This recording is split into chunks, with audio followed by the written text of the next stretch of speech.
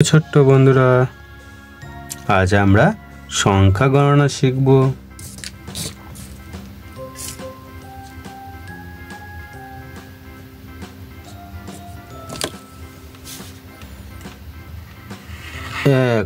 একে একটি সূর্য, দুইয়ে দুইটি চোখ, তিনে তিনটি পাখি, চারে চারটি ফুল, পাঁচে পাঁচটি আঙ্গুল, ছয়ে ছয়টি বল, সাতে সাতটি পেন্সিল,